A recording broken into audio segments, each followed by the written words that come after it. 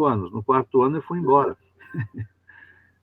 Mudei para química, né? Porque aquilo não era o que eu queria, né? O que eu queria era química e não engenharia química. Mas eu fui descobrir isso bem depois, né? Aí eu falei, não, já estou aqui, vou ficando, mas não é assim, não funciona assim, a gente não fica feliz. Então, mudei para química. E aí eu me encontrei, aí eu fiz a química, fiz o doutorado em química, aí fui para a Inglaterra, fiz o meu pós-doutoramento lá, voltei, e aí eu fui contratado né, passei no concurso, e estou lá 31 anos, que foi quando eu saí do singular, né? Eu saí do singular porque não podia continuar dando aula no singular, estando na USP. A USP é dedicação integral e exclusiva, né? Então, eu saí do singular, mas voltei todo ano, né, para esse encontro. É uma forma de rever aliás, eu acho que sempre após o encontro tem um coquetel. Eu acho que o pessoal deveria mandar um kit para nossa casa, assim, né? Ou fazer virtual, né? Quer dizer, a gente se encontra as pessoas, conversa com. Mas, enfim, então, quer dizer que eu estou lá como docente, 31 anos, né? E lá o que eu faço pesquisa, eu dou aula para graduação, dou aula para pós-graduação e faço um pouquinho de trabalho administrativo também, né? Ô, Jonas, qual que foi o seu doutorado? Qual que foi o assunto da sua tese de doutorado? Eu trabalhei no doutorado com síntese orgânica. Trabalhava com síntese de compostos de enxofre. E não trabalho mais com isso. Hoje eu trabalho com narizes eletrônicos. Quer dizer, a gente vai mudando, né? São muitos anos, são 3 décadas, né? Você vai mudando. Mas vamos lá, pessoal, fique à vontade de fazer pergunta. Ana, você que é a chefa da live. Eu já falei para eles que a gente está aqui à disposição para as perguntas, mas eu vou perguntar um pouquinho para o Jonas aí, para ele contar um pouquinho essa questão da faculdade, se ele morava com os pais, se ele trabalhava nessa época já de faculdade. Conta um pouquinho aí da sua rotina, né, Jonas? Porque... Então, eu morava com meus pais, sim. Eu casei tarde, né? Assim, o meu primeiro casamento, eu acho que tinha 34. Depois que eu voltei do pós-doc da Inglaterra, eu casei. Então, sim, morava com meus pais. Mas desde o primeiro ano de faculdade, eu já trabalhava. Então, quando eu entrei na faculdade, eu tinha uma paixão muito grande para dar aulas, né? Então, entrei na faculdade, eu fui trabalhar como professor num cursinho pequenininho, 6 meses, e aí esse cursinho fechou, porque o Objetivo abriu do lado uma unidade e fez uma propaganda assim, quem estuda nesse cursinho pode vir estudar de graça no Objetivo. E é claro que todo mundo foi. E esse cursinho chamava Exato Vestibular. Ele fechou, coitado. Ele era muito bem intencionado, mas não tinha como resistir à pressão, né? E aí eu fui para um curso chamado MED, na época era um cursinho grande, e de lá, 6 meses depois, eu estava no Anglo, né? Então, eu estava no segundo ano da faculdade dando aula no Anglo, que era um dos melhores cursinhos da época. E aí, um dia lá no Anglo... hoje é? Até hoje é. Bom, eu não conheço hoje todos os cursinhos, existem um monte de cursinhos novos. Mas na época era o Anglo, era o Anglo universitário, eram cursinhos grandes, né? Muito bons. E aí, um dia, o coordenador de horários lá falou assim, olha, nós temos um convênio com uma escola lá no ABC, chama Singular, eles estão precisando de um professor de química. Você não quer ir para lá? Eu falei, nem morto, porque eu moro em São Paulo, é muito longe, né? Mas ele falou, não, mas olha, experimenta 6 meses, é legal, é muito bom, é uma turma muito boa, tal. E eu fui. Eu acabei me apaixonando, eu acabei largando o Anglo, Tamandaré, e trabalhei 10 anos no Singular, indo de carro toda noite. E teve um ano que me encheu, e de carro eu fui de trem, né? Eu pegava o trem lá na Estação da Luz, agora é no Brás, né? E até hoje, eu já saí do Singular faz 31 anos, é sempre um enorme prazer reencontrar vocês, né? Então, Ô, Jonas, nós sabemos, então, aqui já que uma das áreas de atuação do químico é a área acadêmica.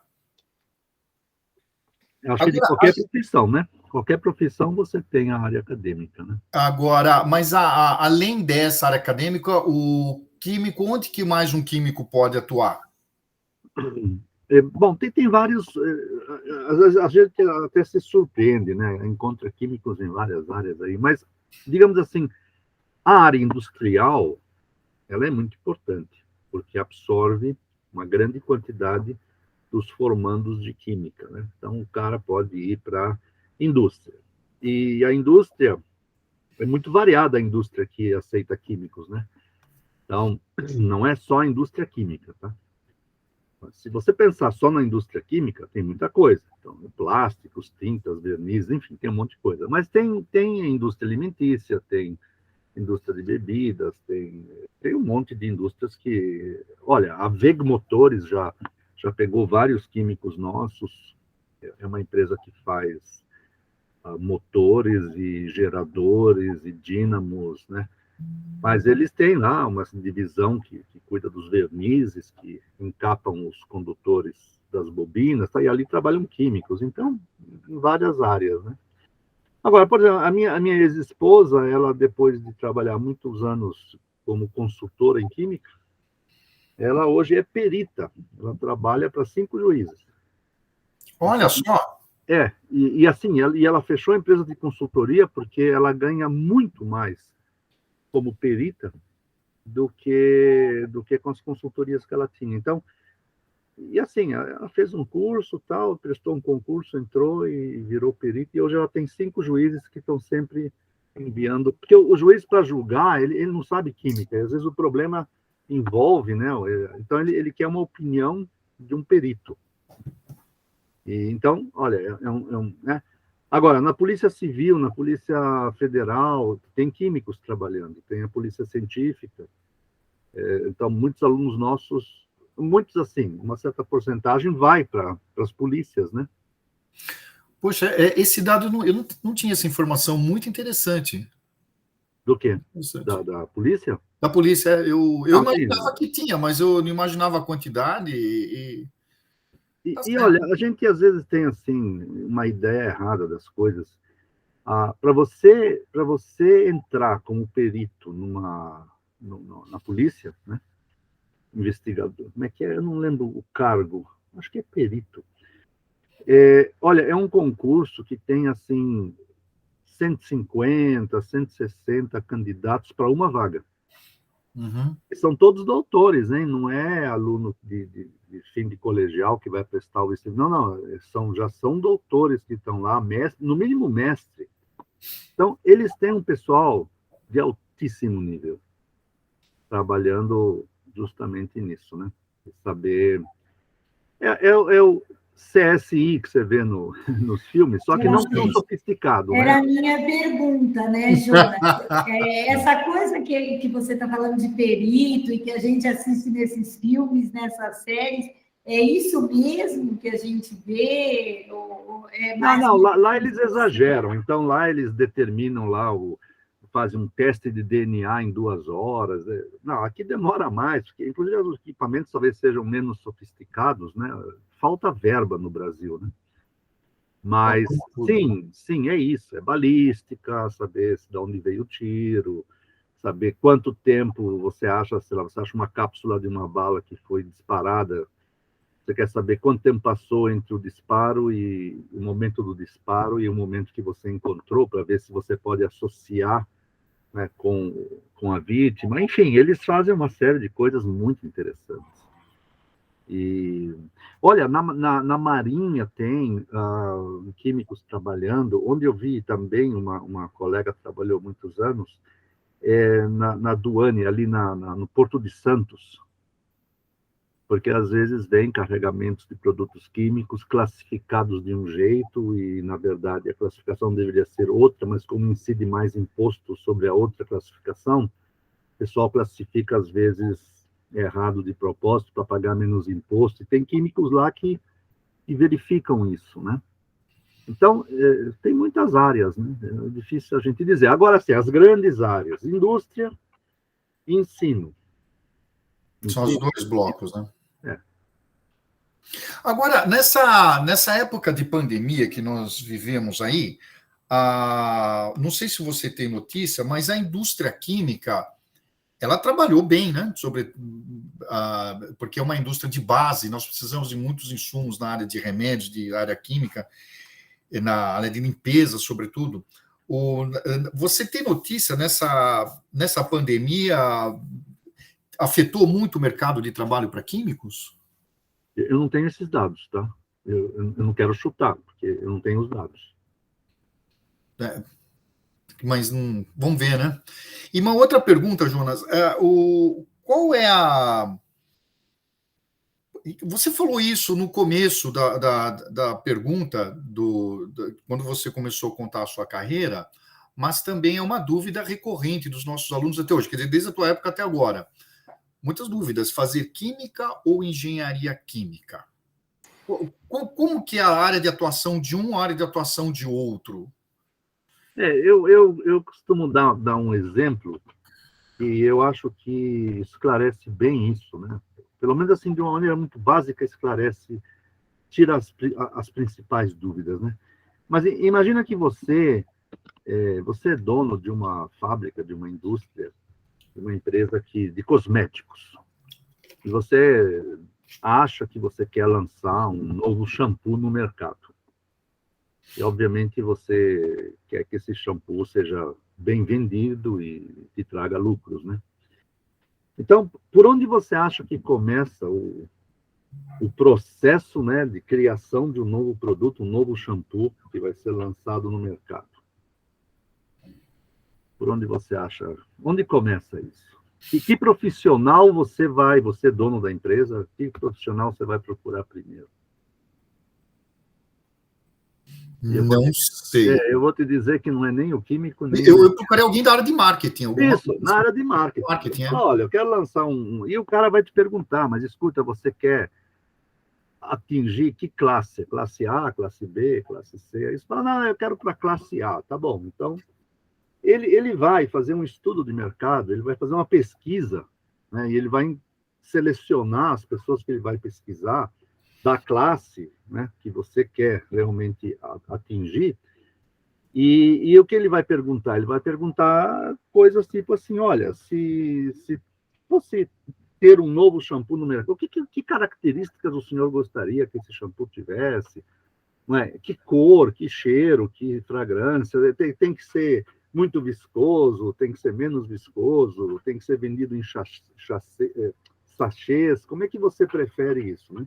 E ele vai fazendo um levantamento, depois ele chega para você e fala, olha, Enzo, está aqui, né? O que o mercado gostaria de ter é um shampoo com estas características. E aí você vai chamar os seus químicos, e não os seus engenheiros químicos, você vai chamar os seus químicos. Vai falar, olha, vocês vão desenvolver para mim um shampoo que tem essa densidade, essa cor, essa fragrância, essa viscosidade, enfim, né? Essas características físicas e químicas. E aí eles vão para o laboratório, né? E eles vão pegar detergente, corante, fragrância e vão tentar criar algo o mais próximo possível daquilo que você pediu. Só que eles vão fazer numa escala de, sei lá, 1 litro no máximo. Quer dizer, uma escala pequena. É balão de laboratório, Erlenmeyer, Becker, escala pequena. Mas eles vão acabar, no fim, chegando num shampoo que eles vão te dar e você provavelmente vai mandar dividir isso em frasquinhos pequenininhos e vai distribuir, fazer uma nova pesquisa, só que agora oferecendo, né, uma amostra grátis, e o cara vai ter que preencher um questionário e dizer o que ele achou, né? E aí esse feedback volta para a mão do químico, né? Então, não, olha, tá muito pouco viscoso. A hora que o cara vira o frasco, cai tudo, né? Não pode, ele tem que escorrer mais devagar. Então, e o químico vai tentar, né, formular um pouquinho, mudar um pouco a formulação para atender as características que você, baseado no marketing, que você quer que ele desenvolva. Muito bem, chegou no produto que você acha que já está bom, agora você tem um problema, que é o seguinte, você não quer fazer 1 litro, mas você quer fazer 50 toneladas por mês, porque você vai distribuir para o Brasil inteiro, entendeu? E aí tem uma série de problemas, quer dizer, como que você produz nesta quantidade enorme, como que você invasa? Não é o engenheiro que vai virar, vai ter máquinas fazendo isso, enfim. Bom, chegamos no engenheiro químico. Então, o engenheiro químico, ele faz o aumento da escala. Ele sabe pouca química. Ele sabe um pouco de química para conversar com o químico, entender o que o químico está falando. Mas ele é, na minha opinião, eu diria que ele é um engenheiro mecânico especializado em indústria química. Mas ele vai dimensionar o reator, ele vai escolher de que material tem que ser o reator para não sofrer corrosão com os materiais que vão ser usados lá dentro, esperando que dure, vamos supor, 20 anos. Ele vai ter que dimensionar as bombas que vão bombear esse shampoo, ele vai ter que, né, pensar nas máquinas que vão envasar, como vai ser isso, entende? Quantos frascos por caixa de shampoo, tudo isso é o trabalho do engenheiro.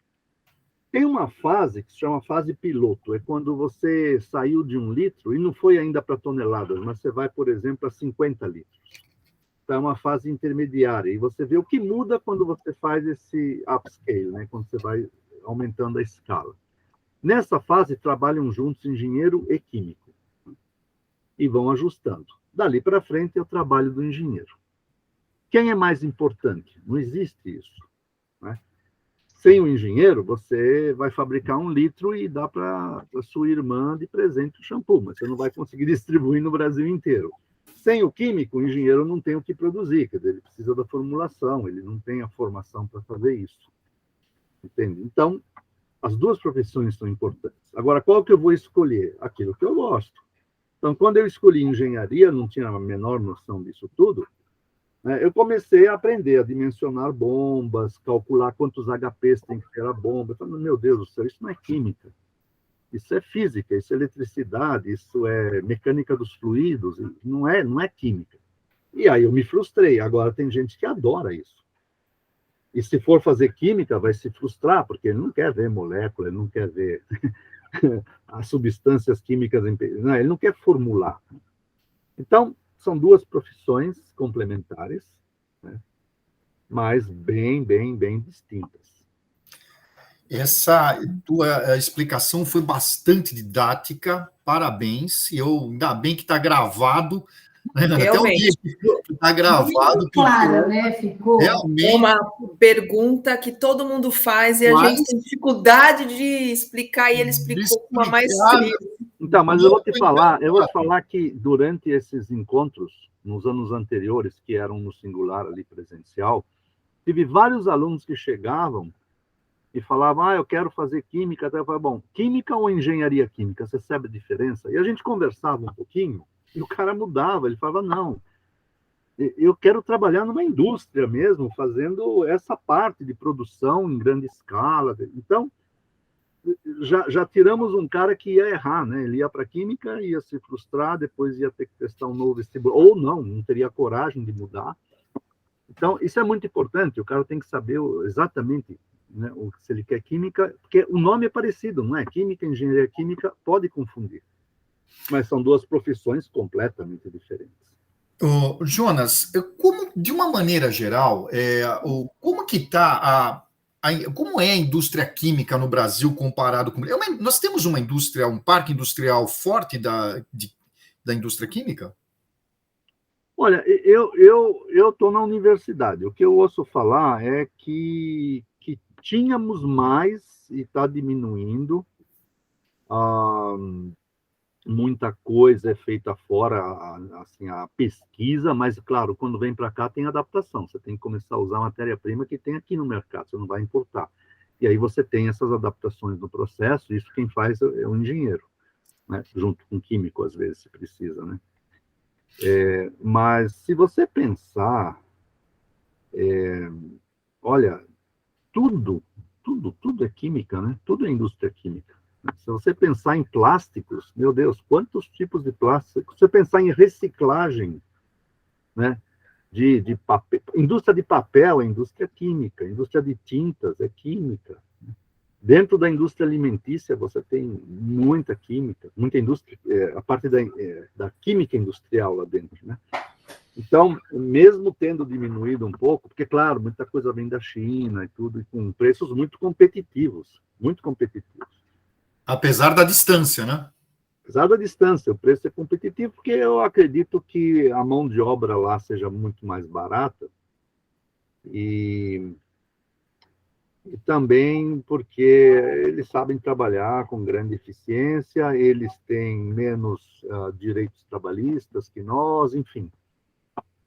É o custo Brasil, né? Quer dizer, aqui você tem uma série de coisas que aumentam o custo. Na sua opinião, existe algum ramo da indústria química que vai estar se desenvolvendo, outra está diminuindo? Você falou aqui da indústria de reciclagem, você acha que vocês têm previsão, tem alguma pesquisa ou uma opinião pessoal sua, alguma área da química que se fala, pô, daqui 10 anos vai estar bombando aqui no Brasil? Bom, isso, claro, isso vai mudando conforme o que está na moda, né? Então, tem áreas que vão diminuir, tem profissões que vão sumir, não é nem a área ainda. Tem profissões que você não vai precisar mais, né? E outras estão crescendo, né? Então, claro, depende, né? Então, se você, por exemplo, pensa que estão, aos poucos, querendo mudar totalmente a filosofia de como um carro funciona, né? Então, em vez de carro a combustível, vai ser um carro elétrico. Essa tendência. E aí muda tudo, não é? Mesmo em termos químicos, né? Quer dizer, muda tudo. Você não tem mais combustível, não tem mais carburador, você não vai mais queimar, misturar combustível com ar e fazer combustão, enfim, muda tudo. Certo? Então, e na área de petróleo? Existe alguma especialização de um químico na área de petróleo? Olha, petróleo é outra engenharia, quer dizer, no fim a gente está falando de engenharia e não de química, né? Mas assim, eu posso responder um pouco, porque eu dou aula para os engenheiros. Desculpa, deixa eu interromper, mas você vê que às vezes é meio tênue essa diferença. Não, você deve ter uma sala aí hoje, ou amanhã, não sei. Vocês devem ter uma sala que é a sala da engenharia química, né? Nós estamos aqui, né, na parte de química. Agora, eu posso responder um pouquinho, porque eu dou aula de química orgânica para os engenheiros, para os farmacêuticos e para os químicos. Então, eu mais ou menos conheço, né, a realidade dos farmacêuticos, dos químicos e dos engenheiros químicos. Uma engenharia que tem talvez o maior índice de evasão de alunos é a engenharia de petróleo, da Poli, né? Eu estou falando da USP, né, da Poli, que fica em Santos. Eles abriram, faz anos já, a engenharia de petróleo em Santos. Por quê? Porque, assim, o cara, quando pensa em engenharia de petróleo, eu vou fazer engenharia de petróleo, o que ele pensa? Ele pensa que ele vai trabalhar com tudo. Desde a extração do petróleo até a refinaria, que vai separar as várias frações. E não é verdade. O curso de engenharia de petróleo é só extração. Quem faz todo o resto do refino, separação das frações, é o engenheiro químico. E para não esbarrar, né, para de repente a engenharia de petróleo não começar a roubar, não é, o espaço do engenheiro químico, isso está muito claro, né? Então, o que você aprende quando você faz 5 anos de engenharia de petróleo é prospecção, é extração, é perfuração, essas plataformas marinhas, tá? É essa parte. E ali tem menos química ainda do que na engenharia química. Tem muito geologia, é bem diferente o curso. E o cara se frustra, ele fala, meu Deus do céu, eu fui fazer petróleo porque eu quero aprender a fazer plásticos, combustíveis especiais, óleos lubrificantes, não é nada disso.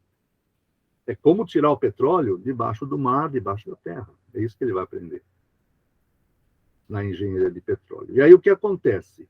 Eu dou aula para engenharia química, né, de química orgânica. Eu tenho um monte de alunos que mudaram, que migraram, vieram de Santos, pediram transferência. Tem um processo da FUVEST interno, dentro da USP, que permite essas transferências internas, né? E lá, olha, eu estive vendo outro dia um número de formandos, assim, 5 alunos se formaram no ano passado, de uma turma, acho que são 60 vagas, ou alguma coisa assim, 5 se formaram. Cadê o resto? Foram embora, evasão. Isso é péssimo para a universidade, enfim, é muito ruim. Novamente, o que está faltando? Está faltando isso, quer dizer, a gente conversar, quer dizer, o aluno que vai prestar, ele se informar, né, se o que ele está achando que ele quer é realmente isso que ele quer, né? Senão ele vai para o curso errado.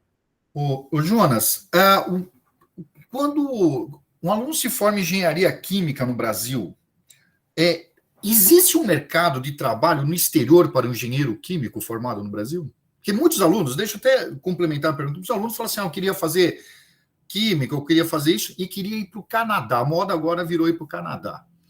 Existe essa possibilidade? Você tem noção de Olha, químicos trabalhando a fora? engenharia química da Poli é extremamente conceituada no exterior. É uma engenharia muito voltada a processos que se você pegar, por exemplo, a gente tem convênios com universidades francesas, não sei se você já ouviu falar de duplo diploma. Já. Então, o duplo diploma é o meio termo do que você está falando, né? Quer dizer, você está falando em um cara trabalhar aqui, aliás, se formar aqui, trabalhar na íntegra e trabalhar lá fora. O duplo diploma, o cara faz 3 anos aqui, vai lá para fora, faz 2 anos de faculdade na França, por exemplo, depois ele volta, faz mais 2. O total dá 6, né? Dá 1 ano a mais. Em vez de ficar 5 anos, ele fica 6, mas ele tira um duplo diploma. Ele tira o diploma da Poli, ele tira o diploma da Escola Politécnica de Paris, por exemplo. E isso é muito bom, porque dá para ele a possibilidade de trabalhar na comunidade europeia inteira. Não só na França, ele pode trabalhar em qualquer país da comunidade europeia.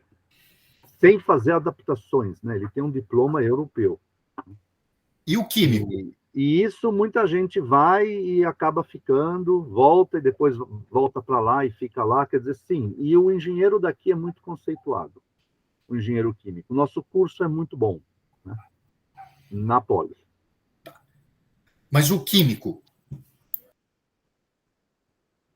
Olha, o químico nós não temos duplo diploma, é outra coisa, né? É uma ciência básica. E o que o pessoal faz muito, o pessoal faz pós-graduação, então vai fazer doutorado. No meio do doutorado, a gente tem um programa que chama-se Bolsa Sanduíche. Então, você pega uma bolsa de 1 ano, por exemplo, e você faz 1 ano do seu doutorado em qualquer lugar do mundo. Você pode escolher, e se tiver alguém que te aceita lá, e sempre vai ter, lógico, você faz esse estágio, né? Quer dizer, não é um estágio, é parte do seu doutorado fora. Mas o diploma de doutor você recebe aqui, não é duplo diploma, né? Sim, entendi. Tá. Mas isso te abre um monte de portas, porque normalmente o pessoal gosta muito dos brasileiros, eu mandei muitos alunos para fora, e eles depois, quando terminam o doutorado, vão trabalhar lá fora. O mercado para doutores aqui, não na vida acadêmica, não nas universidades, mas na indústria é bastante limitado. Porque é um indivíduo muito caro, né? Claro, o doutor não quer ganhar igual o bacharel, né? Ou o engenheiro, né? Quer ganhar muito mais, e merece, ele estudou muito mais, não é? Ele é um cara já muito específico, às vezes específico demais, e quando vai para a indústria, às vezes ele não tem função ali, né? Quer dizer, um engenheiro ou um químico sem doutorado poderia executar a mesma tarefa tão bem quanto, só que é um custo muito menor. Conclusão, vão contratar o não doutor, né? O Jonas. Enzo, desculpa interromper um minutinho. Eu só queria verificar aí, ó, e avisar o pessoal, o Fernando, a Isabelle. Isso aí, é isso que eu ia falar, Ana. O Vitor, Ana Carolina, se tiverem dúvidas, gente, podem ir colocando no chat aí, tá bom? Lá, já apareceu. Temos uma aqui. Normalmente falam bastante das faculdades públicas, mas tem alguma particular boa na área de química? Bom, aí teria que dar nomes, né?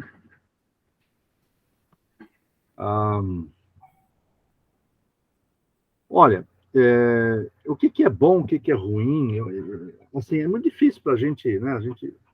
Então, existem rankings mundiais, né, que classificam são organizações internacionais que classificam as universidades e os cursos em função de uma lista de critérios, né? E esses critérios são fundamentais, porque dependendo do critério que você escolhe, você pode chegar à conclusão que a poli é uma porcaria e que, né? Então, depende dos critérios, depende. Se a gente for pensar assim,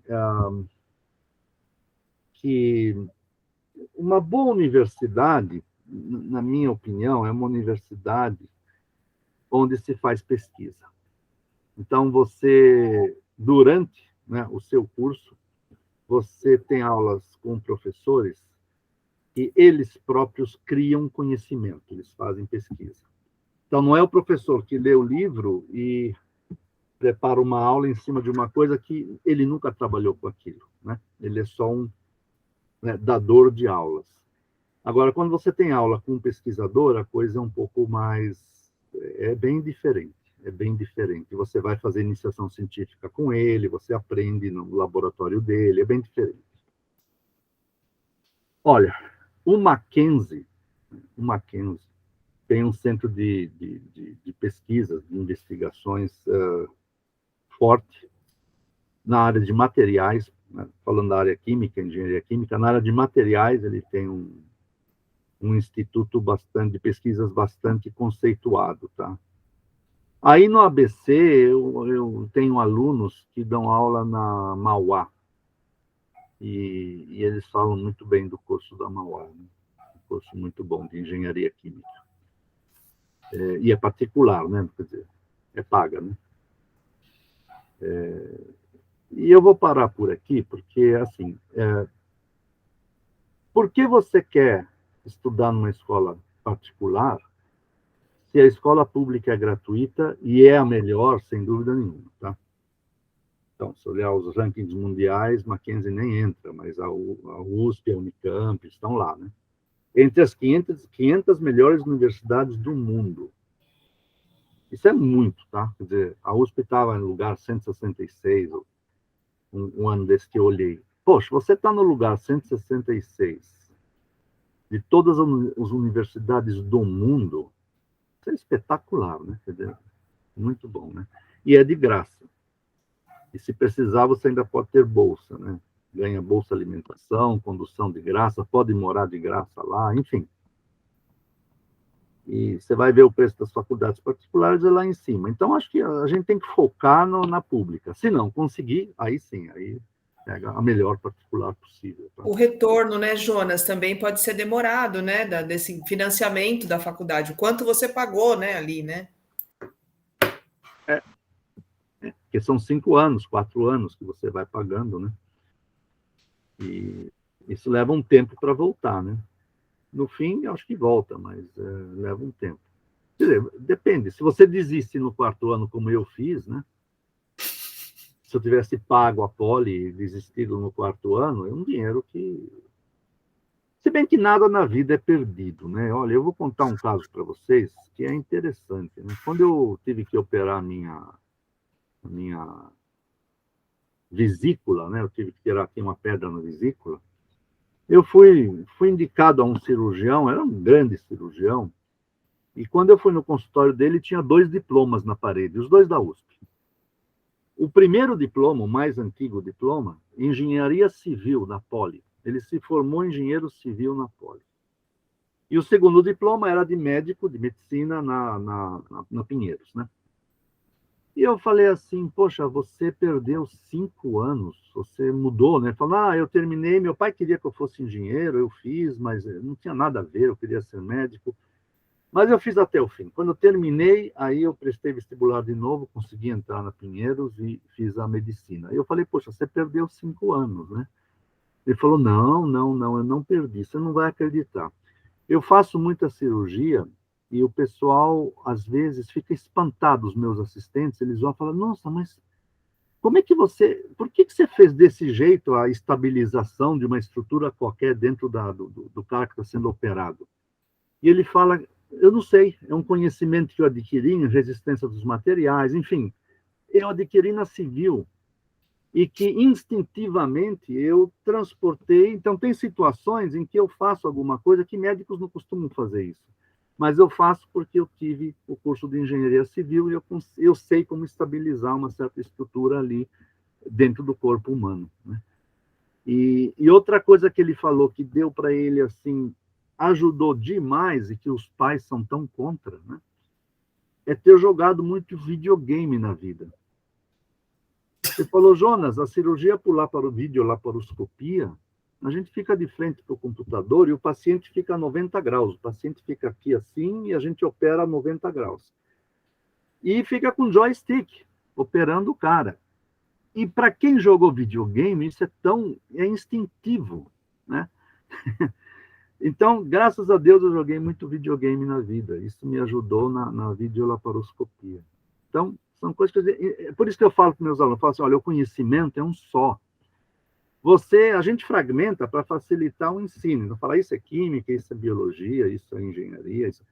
Mas, na verdade, o conhecimento é um só. Então, quanto mais conhecimentos você tem, quanto mais variada a sua formação, você vai ser um melhor profissional, mesmo num assunto muito específico. Você vai intuitivamente, automaticamente, você vai usar o conhecimento total que você tem. Porque o que você tem que fazer é resolver um problema. É sempre assim, a gente tem um problema e tem que resolver esse problema. Como que você resolve? Usa as ferramentas que tiver na sua caixinha, né? Pode usar o que tiver na sua caixinha de ferramentas. Então, quanto mais você conhece, mais ferramentas você tem, mais chance você tem de resolver de uma forma melhor o problema que está lá na sua frente. Eu penso assim. O Jonas, nós temos que mais 10 minutos ainda, né, Ana, se eu não me engano? Isso, temos mais 10 minutos. Pessoal, fique à vontade para perguntar. Nós estamos tendo aí uma oportunidade única, né, com o Jonas, que entende bastante, tem um monte de coisa para contar para a gente, então sintam-se à vontade, viu, para perguntar. Então, daqui 10 minutinhos a gente encerra isso. E quando o papo tá bom, vai rápido, né? Ô, Jonas, que conselho que você daria para um aluno que quer prestar química? E vamos lá, né? Vamos fazer na USP, né, gente? Vamos lá, né? E que conselho que você dá para ele?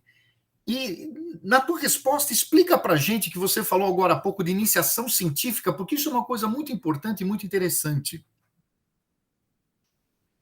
Bom, olha, não precisa ser USP, tá? Pode ser Unicamp, pode ser Unesp, pode ser aí no ABC, vocês têm a Unifesp, tá? Em Diadema, tem um bom curso de Química. Vocês têm a UFABC, a Federal do ABC, em Santa Maria. É verdade. Tá.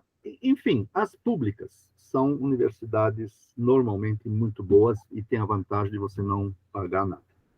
Bom, como é na UFABC, eu sei um pouquinho, porque eu tenho ex-alunos que hoje são professores lá, mas, enfim, na USP, a iniciação científica no Instituto de Química é uma disciplina obrigatória. Então, você não tem como escapar.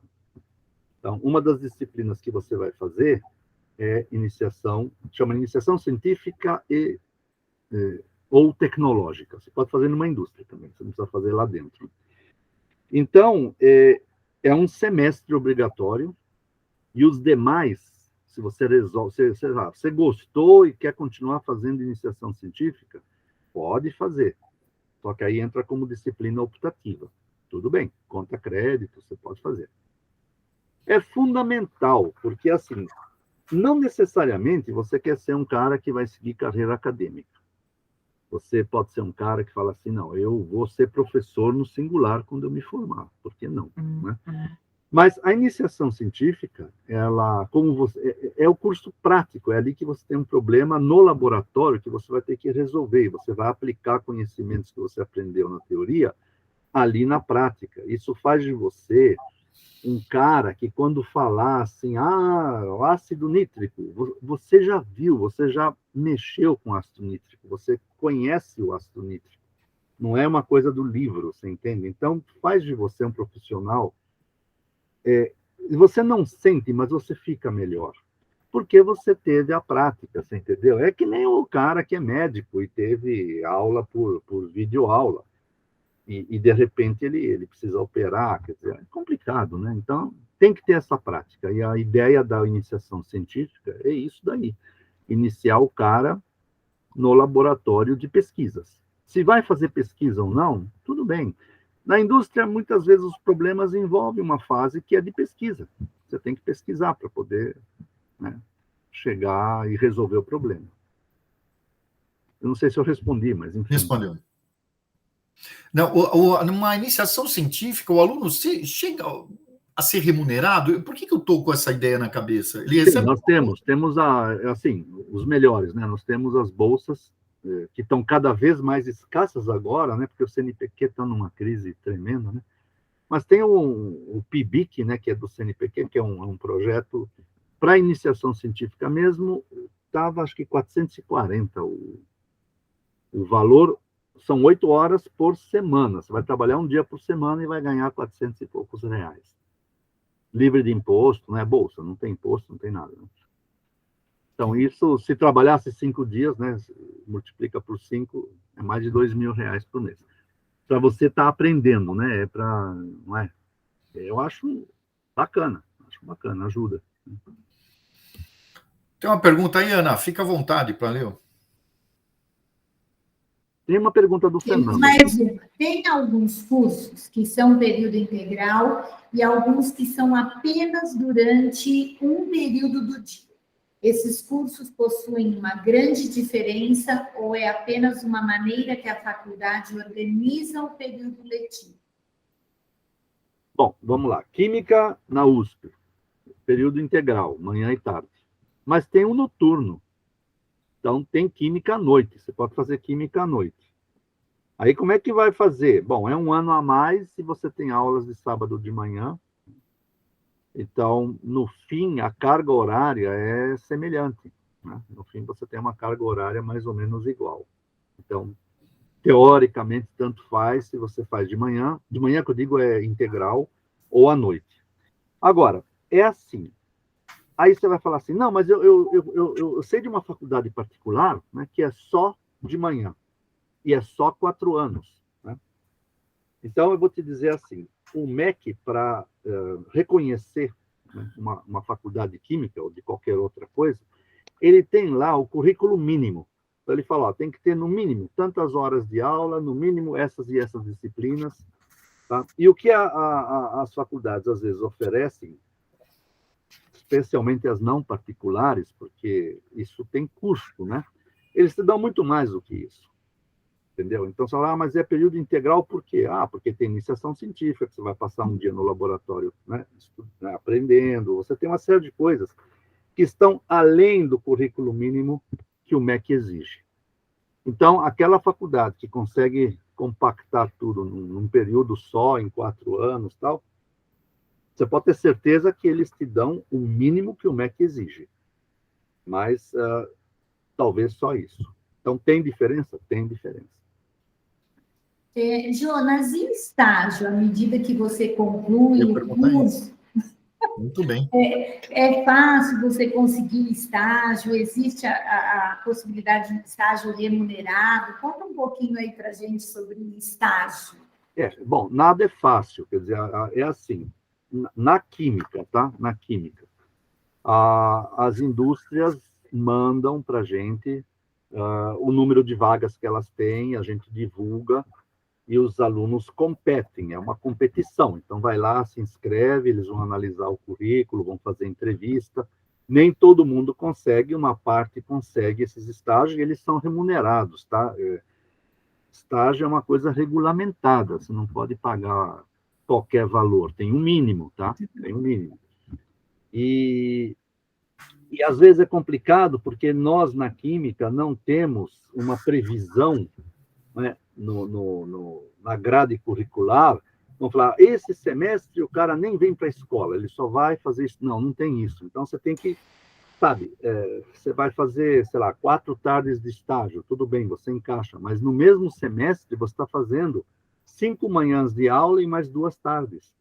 Então, tem dia que você está indo para a faculdade, tem dia que você está indo para o estágio, É corrido, é sacrificado, mas é legal fazer, tá? Eu acho que tem que fazer.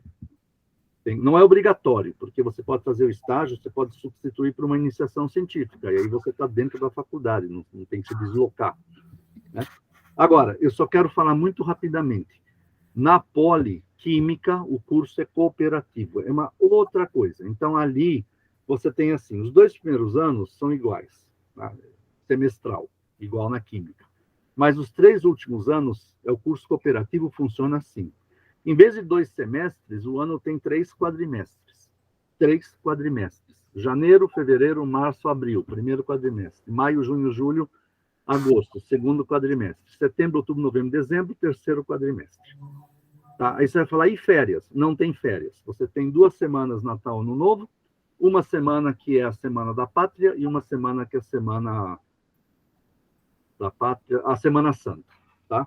Então, você tem 4 semanas, como qualquer trabalhador no Brasil teria, né, de férias por ano. O resto, você não está de férias. E aí funciona assim. Primeiro quadrimestre, você está na escola tendo disciplinas. Segundo quadrimestre, então, por exemplo, maio, junho, julho e agosto. Não tem nenhuma matéria, você não vai para a escola. Você está livre para fazer estágio 8 horas por dia, onde você quiser. Inclusive no exterior. Então, eu mando muitos alunos para o exterior. Agora, apesar da pandemia, estão indo 19 alunos agora para fazer o quadrimestre setembro, outubro, novembro, dezembro, no exterior, nos laboratórios dos meus colaboradores fora. Isso é fantástico. Por quê? Porque, sabe, assim, as férias da escola, você está na indústria ou numa academia. As férias do trabalho, você está na escola e vai alternando, né? Quando você se forma, você já tem 4 períodos de 4 meses, quer dizer, 16 meses, você já estagiou 8 horas por dia fora, recebendo o salário de estagiário que trabalha 40 horas por semana, que é diferente do estagiário que trabalha 12 horas por semana, né? A experiência é imensa. E muitas vezes o último estágio acaba virando emprego.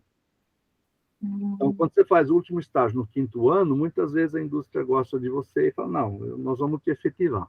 Então, muitos alunos já acabam ficando, no último estágio, já acabam ficando empregados, né?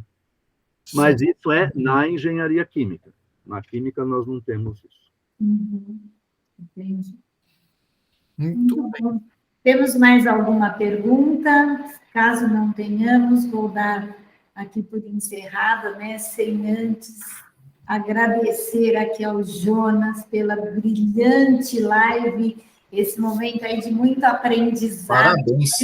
Muito bom. O amor que ele fala, né? A gente vê o brilho dele falando sobre a carreira de química. Parabéns e muito obrigada por estar com a gente mais esse ano. Aos alunos que aqui estiveram também, muito obrigada. Lembrando que nós vamos ter aí um período até o dia 2 de setembro com as nossas lives, temos as faculdades para vocês visitarem e não esqueçam as palestras que são muito importantes. Então, aproveitem aí esse momento. Quero agradecer também ao Enzo, a presença do Enzo, sempre abrilhantando aí as nossas lives. Obrigado. E a Débora também, e a Paulinha, né, a diretora aqui de São Bernardo também. Muito obrigada para vocês, muito obrigada a todos aí pela presença nesse sábado. Muito obrigada, Jonas. Obrigado, Jonas. Prazer falar com você. Até o ano que vem no presencial, né? Jonas, até o ano que vem presencial, se Deus quiser, Jonas. Vamos tomar cerveja junto.